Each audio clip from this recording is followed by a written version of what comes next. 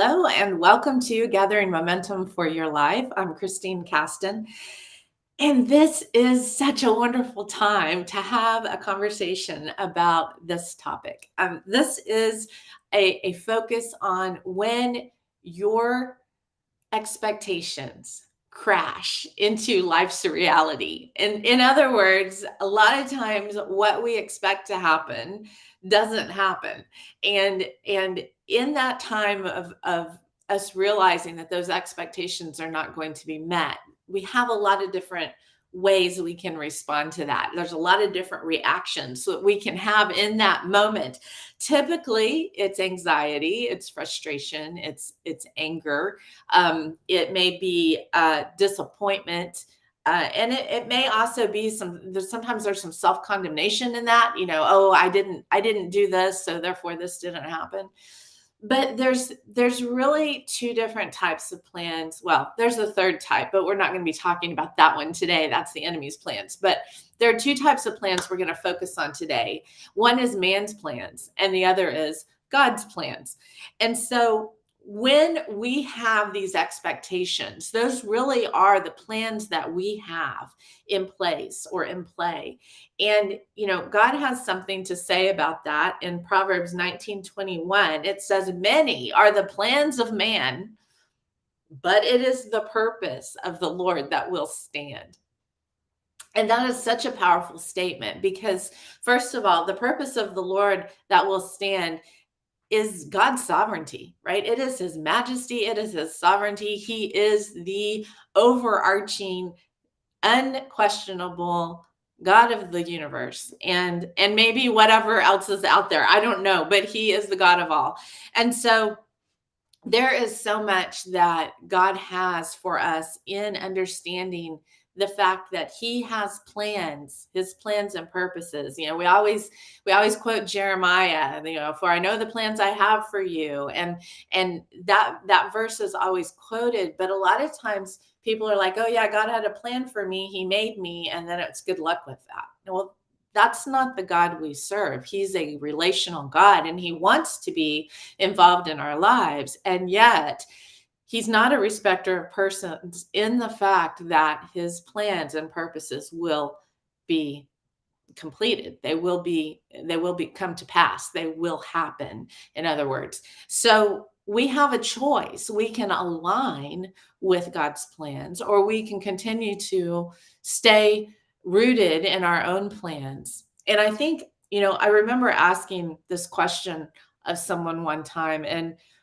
I was actually surprised at the answer because to me it was a no-brainer, right? I didn't think it was a hard question, but the question was, are you willing to lay everything that you have that's the plans you have in your head? Are you willing to lay them down on the table before the Lord and see which ones he'll pick back up? Now, to me, what that question to me was saying is, hey, God, I'm going to put everything on the table, and I trust that whatever is within your plans and purposes, you'll pick back up and hand back to me, and we'll be able to, walk that journey together of seeing those things come to pass. I didn't see it as an idea of, oh, the plans that are left there are my plans, and I don't want to let them go, right? But the response that I received from the person I was talking to was basically, no, they weren't willing to do that. And I had to pause a minute because I had to think about, okay, well, if they're not willing to lay down the plans that they have before God and see what he's going to pick back up, are they really God's plans, or are they that person's plans? And if we're going to walk a life that's in alignment with Christ, that's in alignment with God the Father's heart, that's in tune with Holy Spirit guiding us through our lives with the Godhead, are we going to be able to align with their heart in what we're doing if we're so so bent on holding on to the plans and not even releasing them to God. To me, that means that we're not holding loosely what we have in mind. And when we don't hold loosely the expectations that we have, when reality comes in and it doesn't happen that way, then what? Right? Then we have a clash. Then we have a place where our reality is not matching up to our expectations. So we step into this place of frustration, anxiety, disappointment, anger. We may be angry at God for it not happening the way we wanted it to be. We may be angry at ourselves for not doing enough, which is usually a lie of the enemy too. So when we're in this place of looking at our plans, the plans before us, and aligning with God's heart, we do have a choice. Man's agenda is a real thing, or the Bible wouldn't talk about it as many times as it does. It's always talking about the difference between the plans of man. The man labors under the sun, he toils, but God has plans and purposes. And in the process of becoming mature sons and daughters of the Most High God, we have a place to consider. We have an opportunity to think about, what does it look like to really align with God's plans and purposes? In the Warrior Commission, we have we have several trainings, but one in particular that really reconnects us back to the things that God was dreaming for us as he created us, as he designed us, the strengths he put in us, the things he didn't put in us, right? The areas that are what we would call weaknesses, but they're really just gaps that other people around us could actually fill for team, for connection, for not, all of us having the grace not to have to be everything and all things to carry something forward.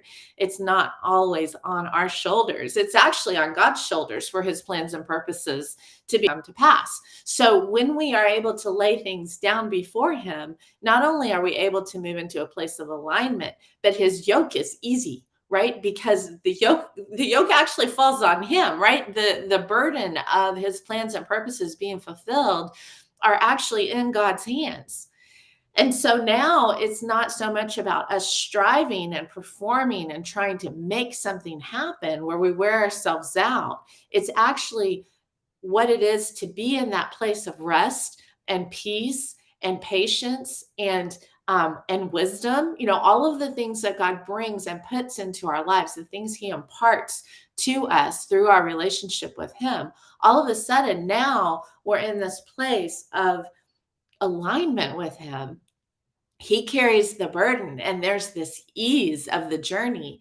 That doesn't mean the journey's easy, but there's an ease to it because he carries the load and he carries the responsibility. Now, that does not abdicate our part. God has a part and we have a part. So it doesn't abdicate our part in his plans coming to pass. He wants to relationally walk with us. And in his sovereign mind, I don't know, sometimes I would not be as willing to give things to people as he is, because sometimes it's like, yeah, you really want to do that? But he is, in his wisdom, he knows if he grants something to us in alignment with him, for us to get to walk out and to see come to pass, that there's a building of who we are in him. There's a shoring up of our maturing. There's a alignment that comes through the empowering presence of God in our lives as we walk in the fullness of who we are in him, but also what our destiny, if you will, is with him, our call, our purpose. There's a lot of different ways people describe it, but the reality is we were created to be with him. So if our plans and purposes can be done without him, then we've actually missed the point. We have missed the point, because our lives are meant to be in alignment with God. They're meant to be in relationship, interactive relationship with him. He's not distant. He's not just good luck with that. Hope you don't blow up the world anytime soon, which we may do. But with him, it's about the earth being stewarded. With him, it's about the environment being taken care of. With him, it's about people on earth knowing what it is to truly be loved in a good way, like in a healthy, what healthy love and friendship actually looks like. It's about us learning to be good stewards of his heart and not misrepresenting him, but representing his love and his compassion for each person well. And all of those things culminate, if you will, into a place of walking with God in the destiny, purpose, and call that he has as his plans are being carried forward through us, through his relationship with us, through our teamwork, our unity together. And there's a humbling that comes in our spirits, in who we are when we're ready to do that, when we're truly willing to lay all our plans on the table and see what God picks back up. Oh, now we're not going to hold on to anything in a way that isn't healthy, that isn't true, that isn't aligned with God's heart, because we're able to let go and release and let God be the one who determines what's next in our lives with that plan and purpose. So there's an ease to it. And I just want to encourage you, if you feel frustrated because the plans of things that you wanted to happen didn't happen in the way you wanted them to come about, it might be a good opportunity just to go before the Lord and just ask him, say, God, help me work through this. Help me see this through your eyes and through your perspective. I'm upset. I'm angry. You might be angry at God. You might be angry at yourself. You might be angry at others, and none of that's healthy. So God, help me work through my anger. Help me release the unforgiveness or the bitterness or the hurt that I have for things not working out like I had hoped. And instead, allow me to step into the place where I see things from a different perspective, where I can look at them differently, not through the lenses of anger and bitterness, but through the lenses of God's heart and his plans and purposes. And, obviously God's not going to reveal everything to you because we just can't understand it. We don't have that capacity to get all of it, but we do have a capacity to understand what he allows us to see, that revelation for what is and what is to come in our part and in what he has for us. So I hope this encourages you. I hope that you have an incredible day. I look forward to our connection next week, Tuesday at, let's see, what time is it? At 11 o'clock Eastern time. And I hope that in the meantime, you have a chance to really assess, are you willing to lay everything on the table? Are you willing to lay your plans down on the table? And then in that, see what God will pick back up and put back into your lap. I hope you guys have a great day. May you be blessed. And I just leave you with this. If you're looking for an opportunity to have more training in this area, the Warrior Commission is a place where we do this kind of training. So you're welcome to check out the website. And I look forward to seeing you guys soon. Y'all have a great one.